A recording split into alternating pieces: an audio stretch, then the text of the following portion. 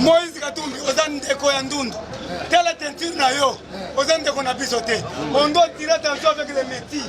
Oui. En commençant par Ndundu. Bologna, Patrick Bologna. Tengo Ado. Jean-Claude Mouya. Côté la Bilongi na Bango. Nani? Olivier Kamita. Ada Bombole. Telle la teinture na Bango. C'est-à-dire Mundela le Kakiwa. Nous tirons attention. Yango Tolobi Boye. Mundela le Kakiwa. Lumbe. Yango. Biso toko pesa valeur na bateau baza chocolat. Na bateau baza noir. Soko moni muntu meti. Keba na ye. Mundela le Kakiwa. Yango Tolobi Boye. Jibempiana.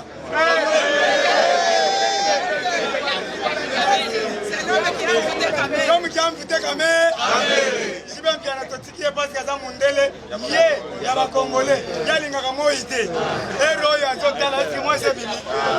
Salvatore de la part. Yeto Kosungaye, Yata Yabiso. Mais Moïse Katumbi, c'est un criminel au sommet de l'État. Non, moi c'est la rwandaise. Moi c'est Moïse Katumbi rwandaise. Moïse, biso ba Congolais to teka bitoyo te. Yo teki bitoyo. Na wenze ya matipishi. Oteki ndagala. Oteki makala. Oteki iranyu. Qui est le voleur d'Iranium?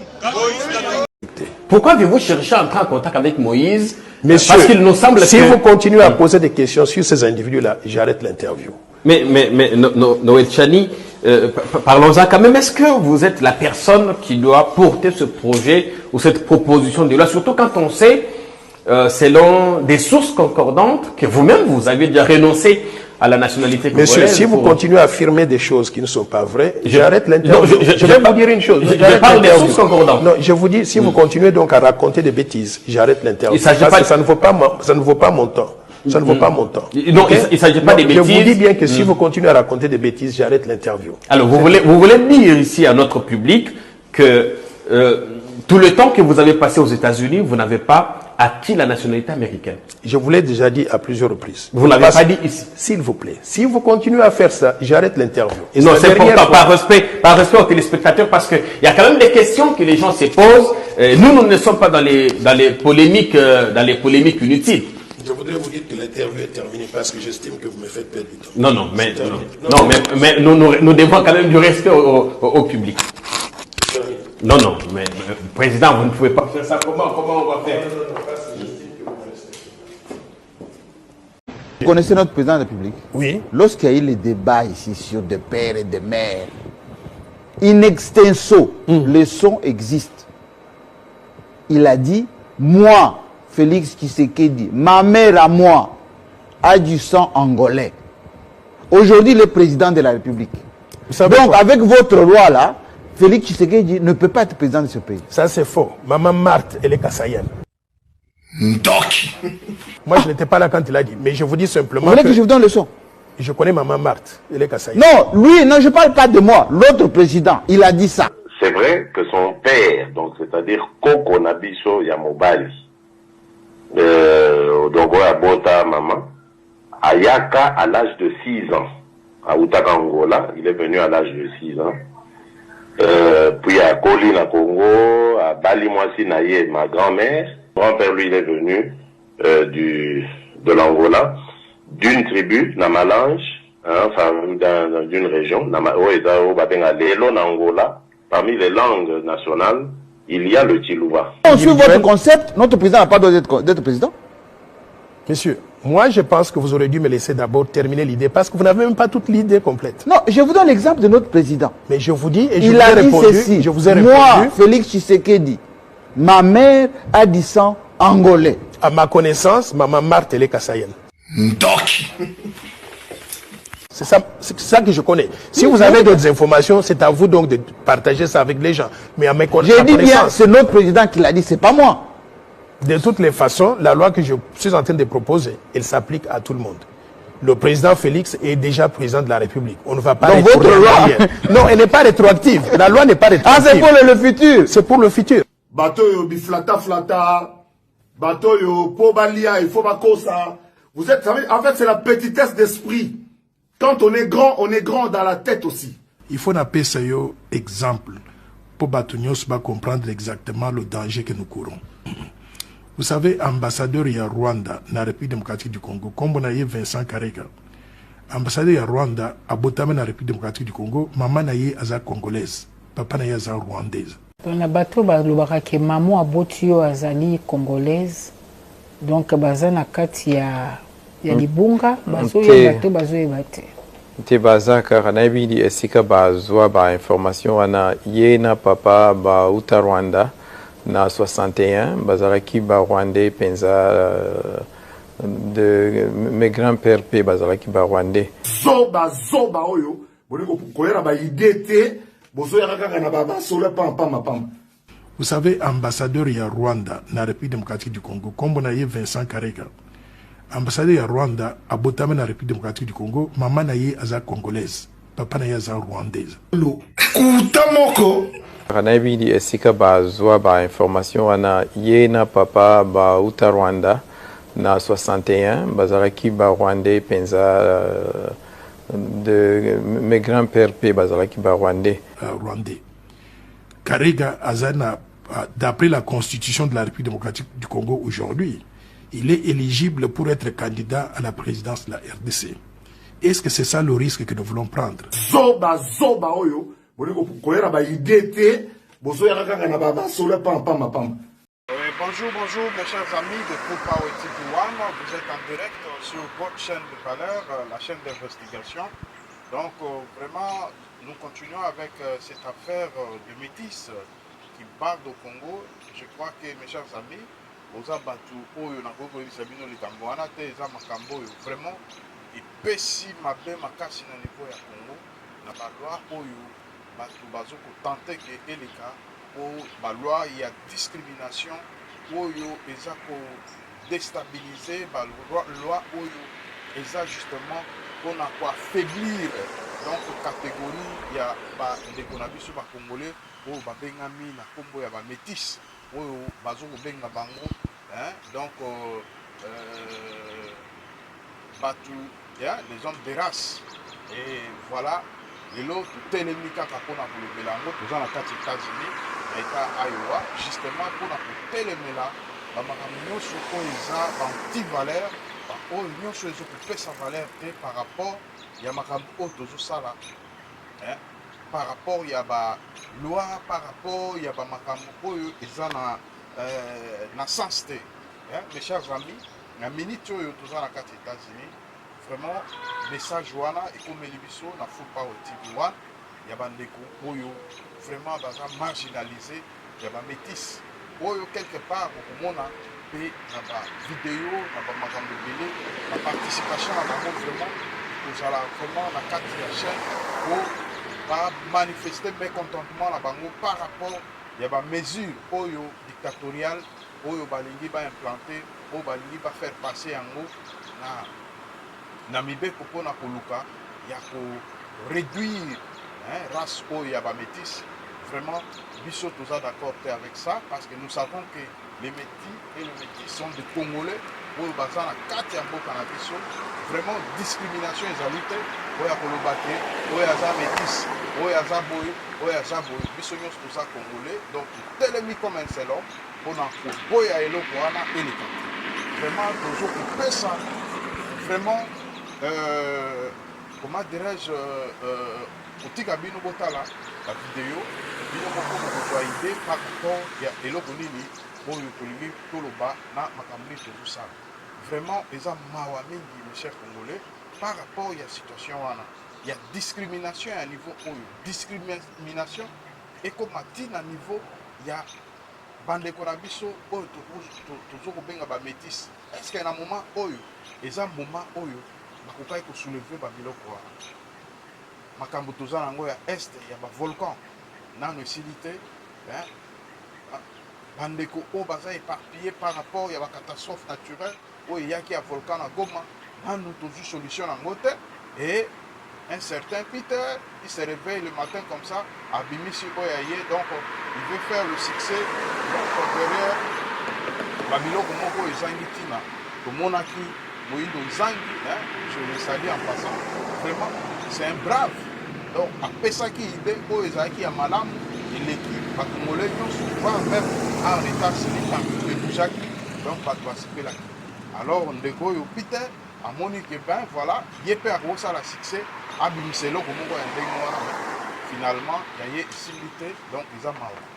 Ils ont Mawa, ils ont Mawa, ils ont Mawa.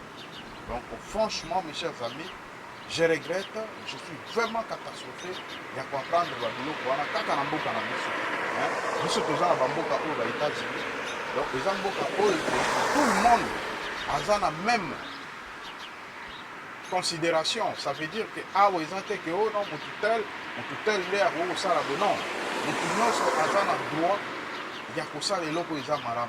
Surtout qu'il y a l'encontre, il y a mis deux condés, voilà, au putain la loi. Donc, d'où, mes chers amis, il faut tout ça l'effort, il y a Koluka.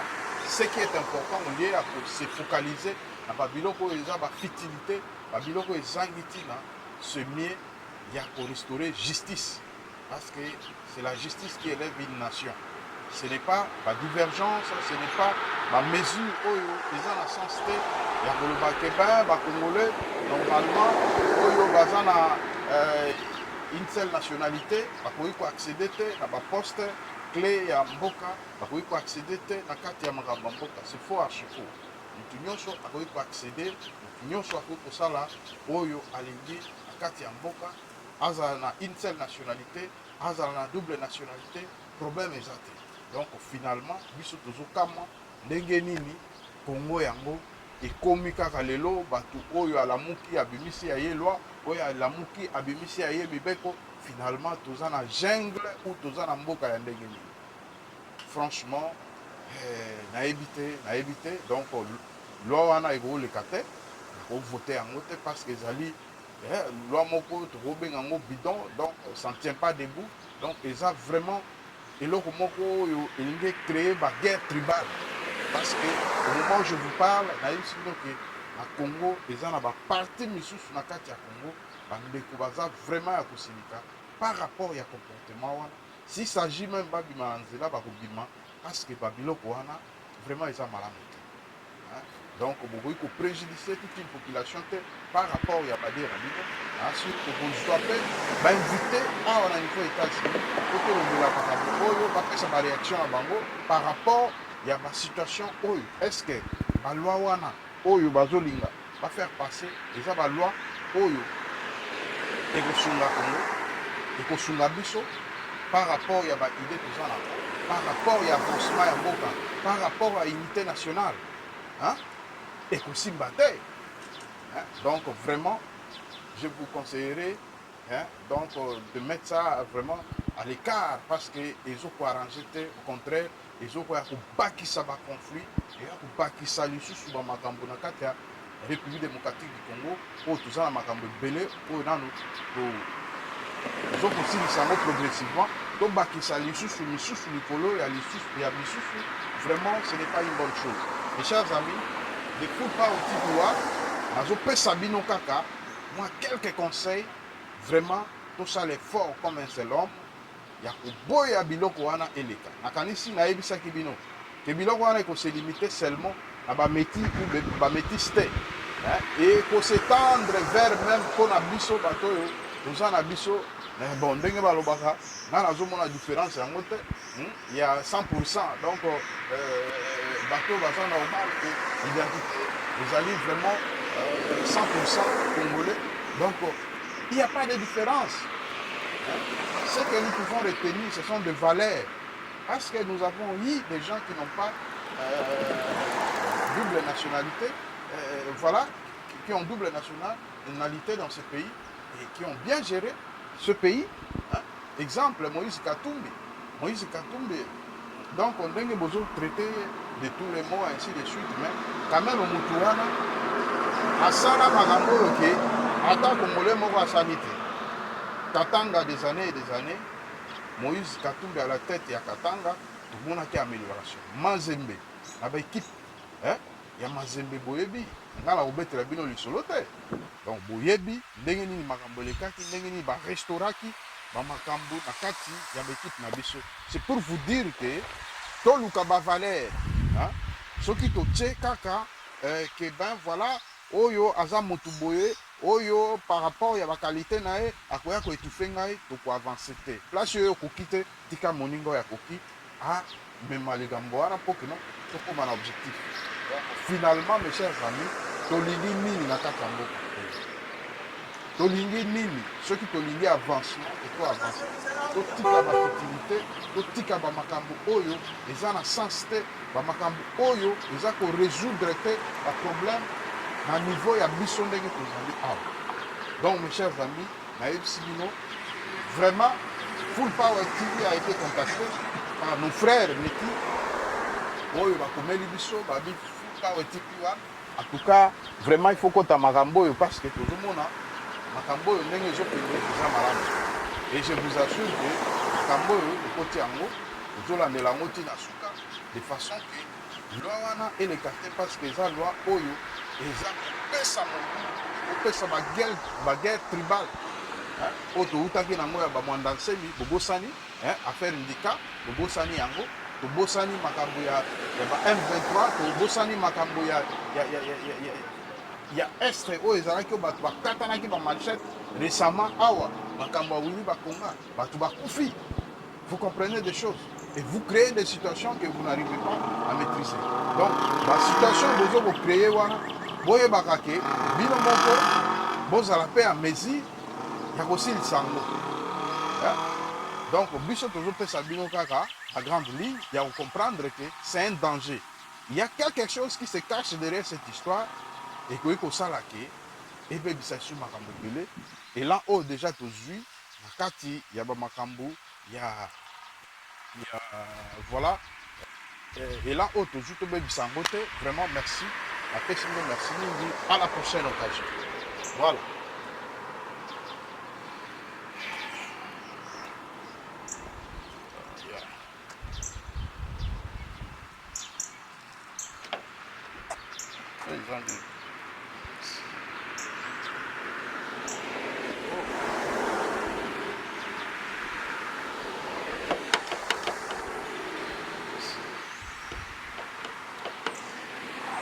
En fait, maman, en fait, loi on a eza bête quoi.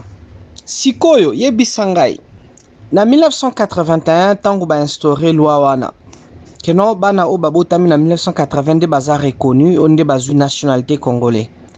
Mais sikoyo ba o babotamaki na ba année 80 kukita na se na ba année 60 65 ti komata.